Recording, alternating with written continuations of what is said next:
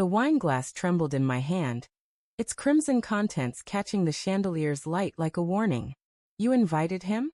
Sarah's voice was a blade, slicing through the quiet of our dining room. Her eyes, usually soft as dawn, were sharp with something I couldn't name. Fear, anger, or something worse. I set the glass down, my pulse thudding in my ears, and forced a smile. I thought it'd be nice, to get to know your boss. Her lips parted, but no words came. The silence felt like a held breath, and I didn't know why. The idea had seemed harmless enough that morning. Sarah had been distant for weeks, her laughter rare, her gaze always drifting past me. I chalked it up to stress. Her new role at the firm demanded long hours, late nights. When she mentioned her boss, Daniel, in passing, his name lingered in my mind like a half-remembered dream. He's intense, she'd said once, her voice oddly clipped. I didn't think much of it then. But as the days passed, I noticed how her phone buzzed at odd hours, how she'd tilt the screen away from me, her fingers quick to lock it. I told myself it was work. I told myself I was being paranoid. So I invited Daniel to dinner, a gesture to bridge the gap, to understand the world that was pulling her away. I spent the day preparing, roasting lamb, slicing rosemary, setting the table with the good plates we'd only used for our anniversary. The house smelled of warmth, of effort. I wanted her to see me trying. Now, standing in our dining room, her reaction made my skin prickle. You shouldn't have done that, Mark, she said, her voice low, almost a hiss. She turned away, her hands gripping the back of a chair, knuckles pale. Why not? I asked, my tone lighter than I felt. He's your boss. I thought it'd be good for you, networking. She didn't answer, just stared at the table, her jaw tight. The air felt thick, like the moment before a storm breaks.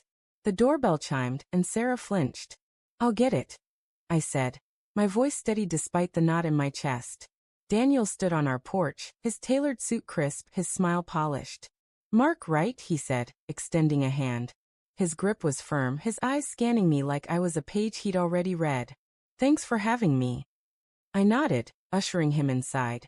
But something in his ease felt too familiar, like he'd crossed our threshold before. Dinner began with forced pleasantries. The clink of forks against plates echoed in the tense quiet. Sarah barely touched her food, her eyes darting between Daniel and me. I tried to keep the conversation light. Work, the firm, her recent promotion. Sarah's been killing it, Daniel said, his voice smooth as whiskey. He leaned back, swirling his wine. She's indispensable. His gaze lingered on her, and she looked down, her cheeks flushing. I felt a pang, sharp and cold, but I brushed it off. Pride, I told myself. She's just proud. As the evening wore on, the cracks began to show. Daniel mentioned a late-night meeting last week, one Sarah hadn't told me about. You were brilliant, he said, his tone warm, intimate. Sarah's fork froze midair, her eyes wide for a fraction of a second before she recovered. Just doing my job, she mumbled. I smiled, but my mind snagged on the detail. Last week, she'd said she was at a client dinner. I sipped my wine, the bitterness sharp on my tongue. The conversation shifted, but the air grew heavier. Daniel's anecdotes were too personal, his references to Sarah too frequent. He knew her favorite coffee order, the way she hummed when she was nervous. I watched her, searching for the woman I'd married. The one who'd laughed at my bad jokes, who'd held my hand through sleepless nights. She was there, but distant, like a figure behind fogged glass. I excused myself to clear the plates, needing a moment to breathe. In the kitchen, I gripped the counter, my heart pounding. The pieces were falling into place, each one a shard in my chest. The late nights, the guarded phone, the way she'd stopped saying, I love you first. I wanted to be wrong.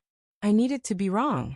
When I returned, Daniel was leaning closer to her, his hand brushing hers as he reached for the wine. She didn't pull away. The room tilted, and I felt the air rush out of me.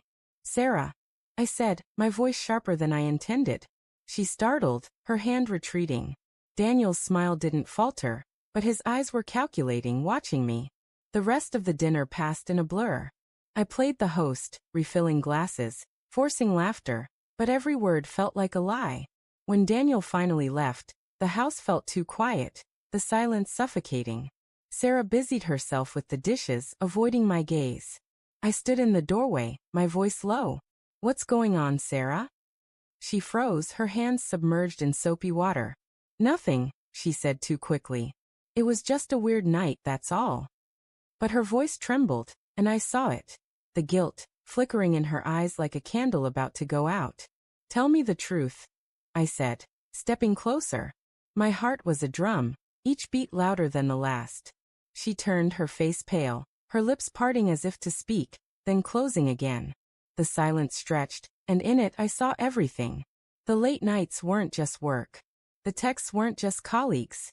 The man I'd welcomed into our home wasn't just her boss. "Mark," she whispered, tears welling. I didn't mean for it to happen. The words hit like a physical blow, stealing my breath. I wanted to scream, to demand answers, but my voice was gone. Instead, I saw her, really saw her, for the first time in months. The woman I loved, the woman I'd built a life with, was a stranger. And yet, her pain was real, her regret a mirror to my own heartbreak. I turned away, my vision blurring. The dining room, with its carefully set table and flickering candles, felt like a stage for a play that had already ended. I didn't know what came next, anger, forgiveness, or something else entirely. But as I stood there, the weight of her betrayal settled over me like a shadow, and I knew one thing for certain.